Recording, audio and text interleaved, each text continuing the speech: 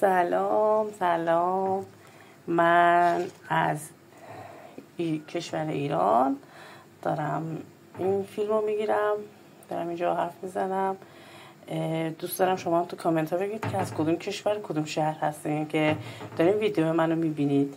میخوام یه سوپ خوشمزه بذارم براتون، سوپ عدس و راز خوشمزگی این سوپ رو براتون بگم.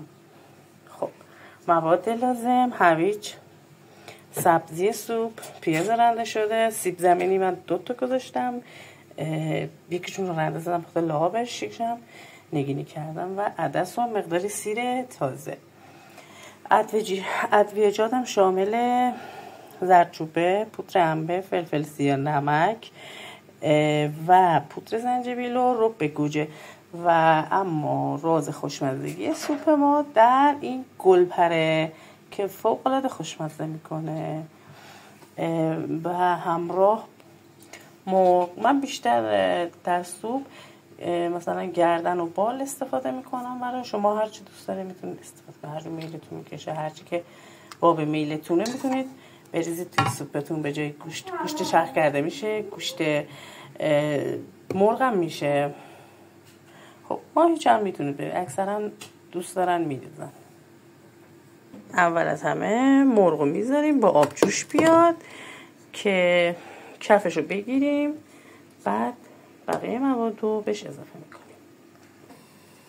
اینجا مواد رو همه رو با هم مخلوط میکنیم: هویج، عدس، سیب زمینی، اینم رنده زده شون، پیاز و سبزی، همه رو با هم مخلوط میکنیم. بله اینجا و ادویجات هم میذاریم. موقعی که اینا رو به مرغ اضافه کردیم اضافه میکنیم.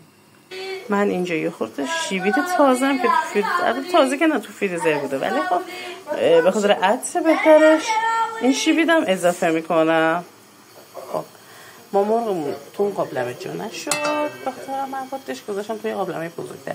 مرغمون داره جوش میاد و این کفا رو باید الان بگیریم. مواد رو همه با هم اضافه میکنیم.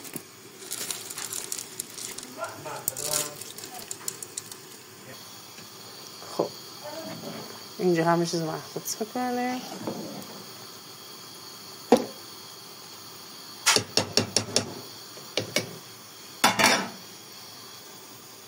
حالا ادویجات و رب و اینایی که گفتیم اینا رو هم اضافه میکنیم.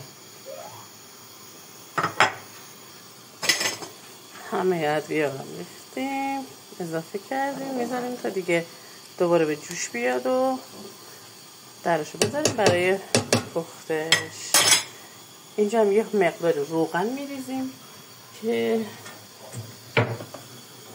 وقتی که بذاره طعمش عوض.